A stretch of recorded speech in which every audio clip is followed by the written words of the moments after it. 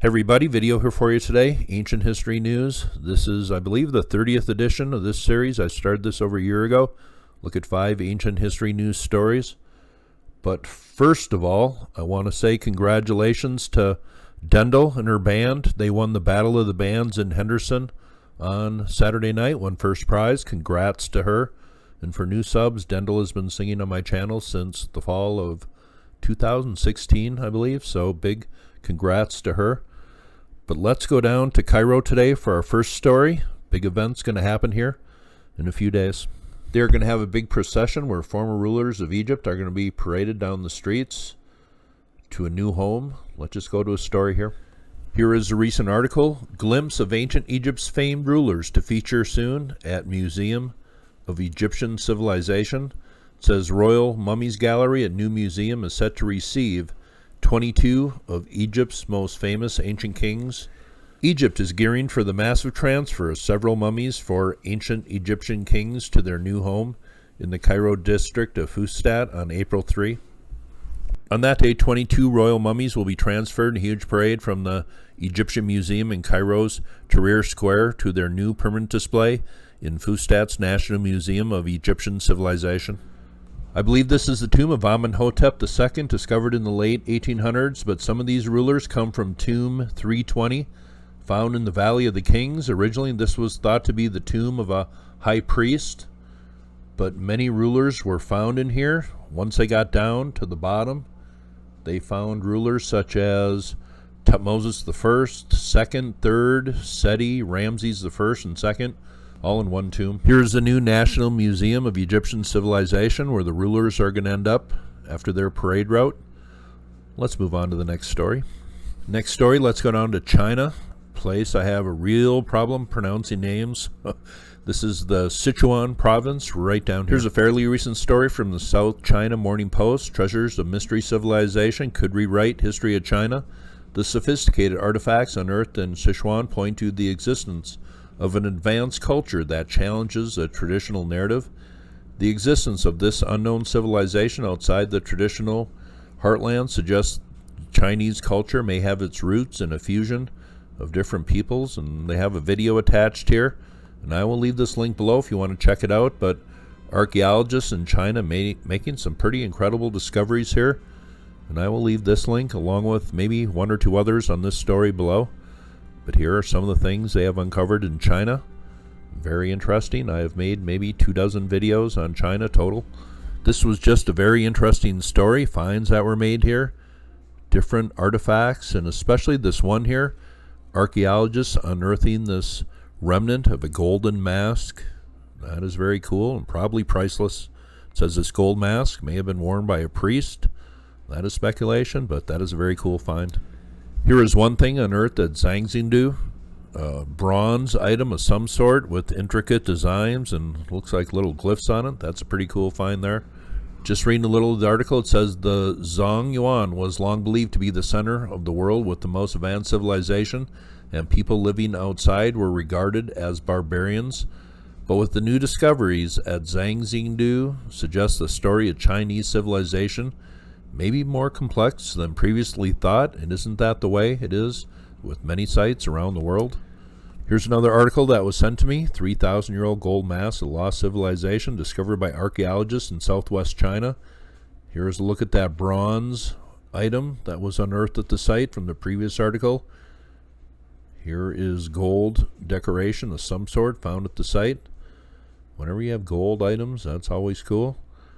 Here is an item. It says an archaeologist pictured working at one of the pits earlier this month, unearthing something there.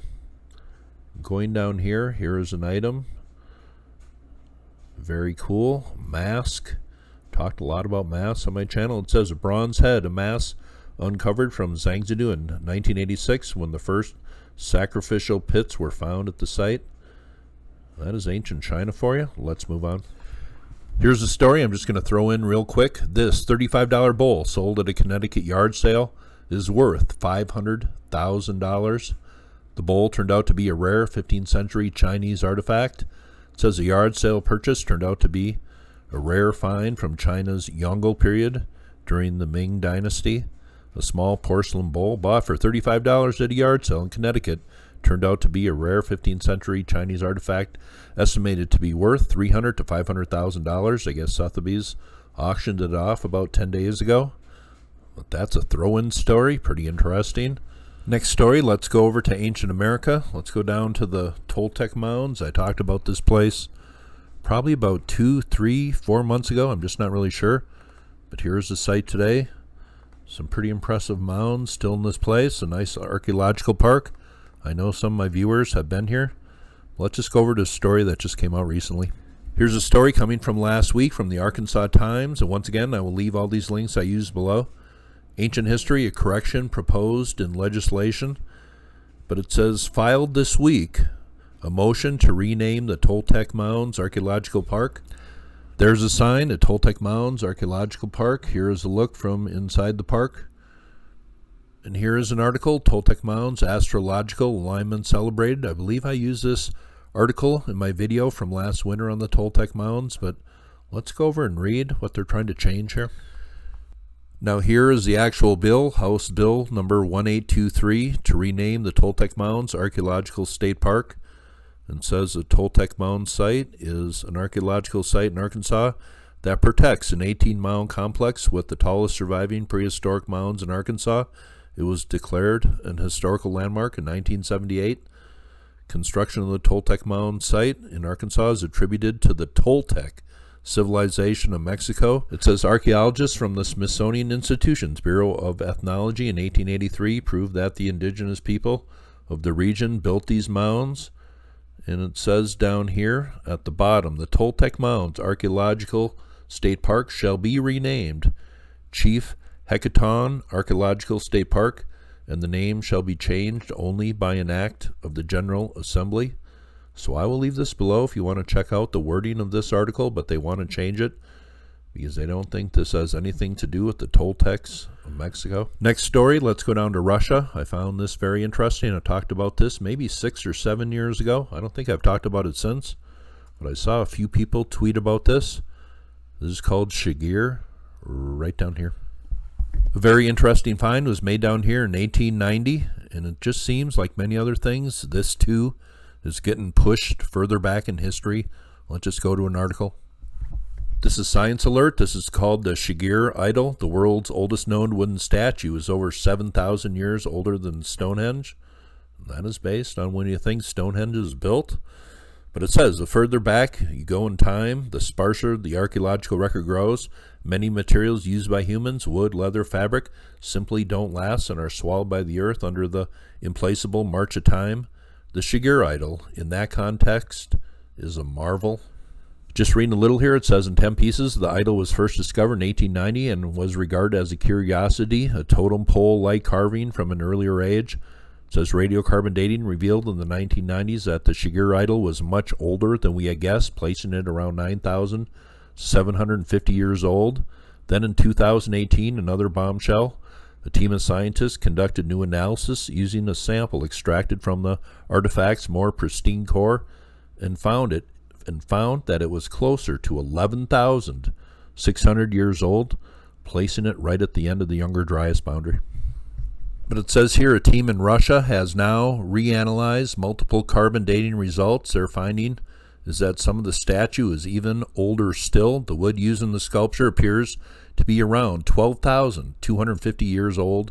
Since the Shigir Idol was made from the trunk of a larch tree with 159 growth rings, this suggests that the statue itself was carved around 12,100 years ago, around 500 years earlier than the 2018 analysis showed.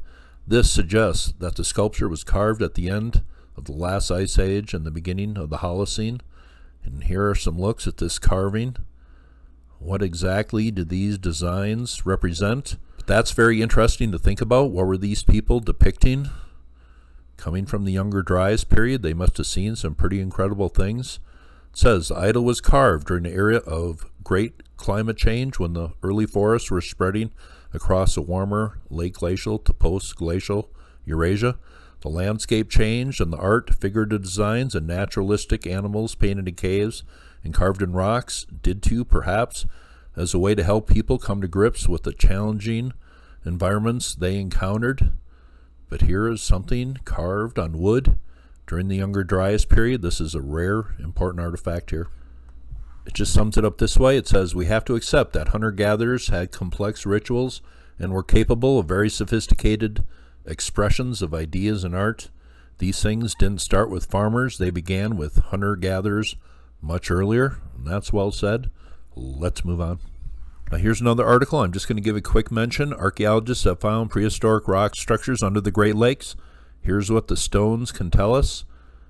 And I'll leave this link below, but they have some looks here at some places where they think humans were making rock structures under the Great Lakes. Reminds me of my video here I made on Manitoulin Island just last week, 12,000 or 25,000 years old. Some evidence on both sides coming from that video. And I made this video about 2.5 years ago, Lake Huron Ice Age Hunters Underwater Stone Ruins. And I really should have mentioned this in my Manitoulin Island video from last week, but I will leave these links below. Fifth and final story, let's go down to Texas today. This is called Valverde County, right down in the southwest portion of Texas, right on the border of Mexico down here. I've had a lot of requests for ancient Texas videos, but this story comes from March 21st. Archaeologists have recorded 233 ancient art sites along the Texas border with Mexico. Now they want to discover the meanings behind the murals. And rock art is very fascinating, but very few people know how to decode these, if anybody does. It's just kind of a big mystery. It says here, a digital rendering of the White Shaman mural brings a 4,000-year-old creation story to life, thanks to Carolyn Boyd. And the White Shaman mural, I actually did a video on this way back in 2016. I'll try to remember to leave the link below. Just reading a little here, it says these paintings are talking about complex ancestor stories. They are trying to determine what people lived in the area 4,200 to 1,500 years ago. It says launched in 2017, the Alexandria Project is a detailed digital archive of 233 rock art sites on the limestone canyonlands carved by the Pecos and Devil's Rivers and the Rio Grande. I just thought this was a very interesting article. It talks about over 230 sites where rock art is now documented. It says many of the rock art panels, such as Panther Cave, features images of big cats for her postdoctoral research. Roland is comparing the lower Pecos depiction of felines to imagery from other cultures, including the Incas. She notices similarities in the direction of the cats, the way they are facing, and images of lines emanating from their mouths. But this area of the world, very fascinating, a lot of ancient rock art. I've talked about the White Shaman mural, but there are literally hundreds of places with this fascinating rock art here. That's my final news story coming near Amistad Reservoir in southwest Texas. 5 ancient news stories. Hope you thought that was cool, and you all have a very nice day.